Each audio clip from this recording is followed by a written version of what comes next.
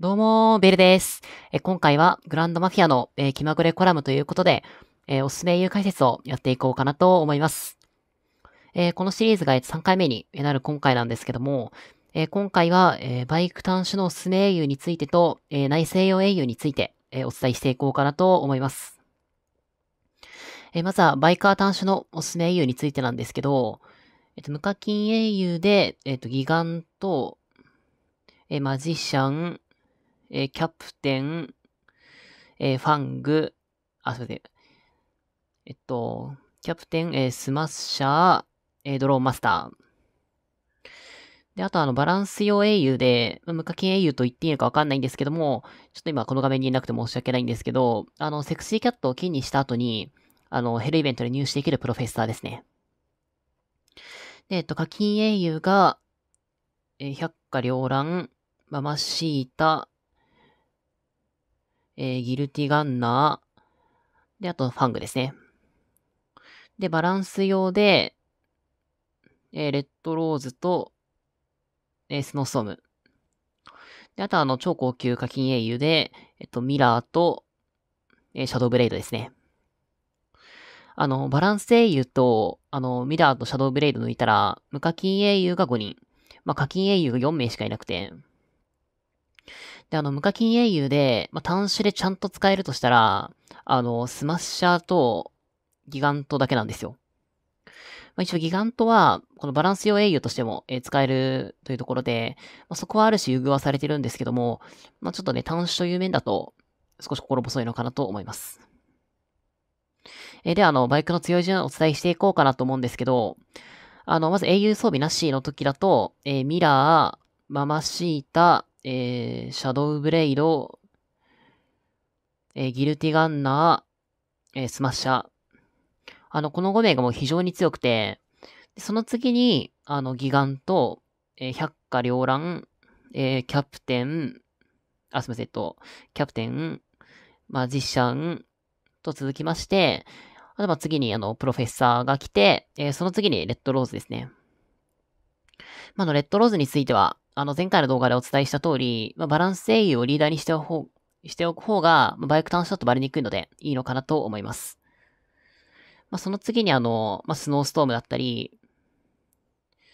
ファングだったり、ドローンマスターですね。っていうところなんですけど、で、英雄装備全開放すると、もうミラーが最強です。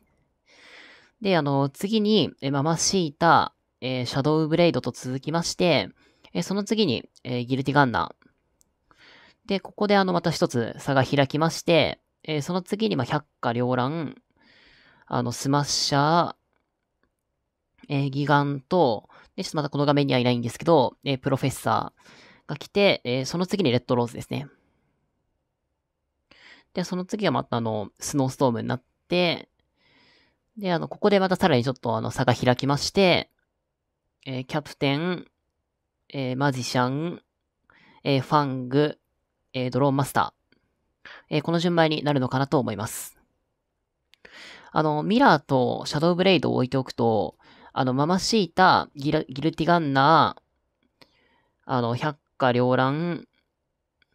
スマッシャー。この4名をベースに、ギガントを入れるか、バランス英雄の、レッドローズだったり、オーガだったり、セイントを入れるか、っていうところが理想構成になってくるのかなと思います。ただ百花繚乱とギガントで比較したときに、言うてそこまで変わらないので、個人別に百花繚乱育成せずに、ギガント入れるのもね、全然 OK かなと思います。前回のシューターの時もそうだったんですけど、パピー同様に、そこまで百花って使い道ないので、で、あと一つ、注目していただきたいところなんですけど、この課金英雄のファング、これどうしたってところですよね。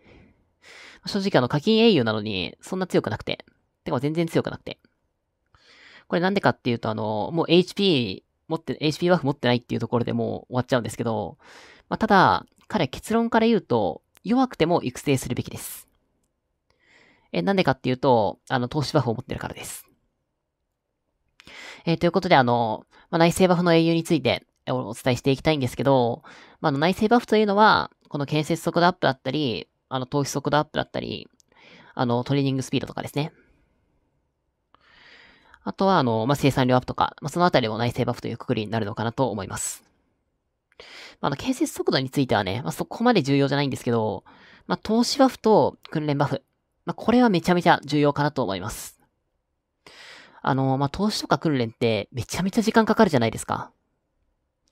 もう相性バフのレベル10とかだと、バフ計算される前の日数が、基礎日数が3649日なんですよ。9から10に上げるのに。ただもちろんそれやるとめちゃめちゃ強くなるので、ほんと強くなるには欠かせないところなんですけど、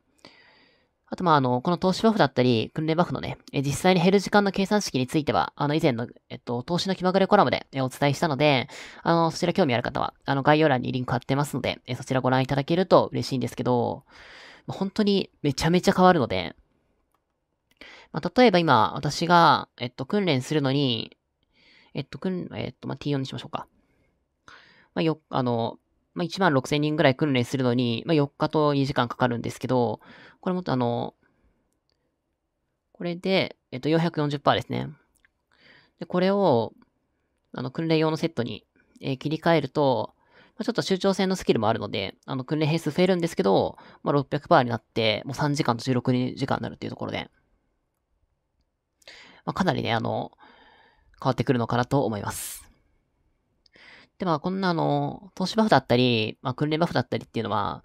もちろん装備とかでも上がるんですけど、もう英雄で結構上げていくことができるので、正直、加速系のパック買ったり、するより、もう英雄に課金して、投資バフだったり、訓練バフ上げてった方が、もう圧倒的にコスパ良くて、これでもう 100%、200% 変わってきて、もうそれだけね、変わると、もうめちゃめちゃね、必要な加速、節約できるので。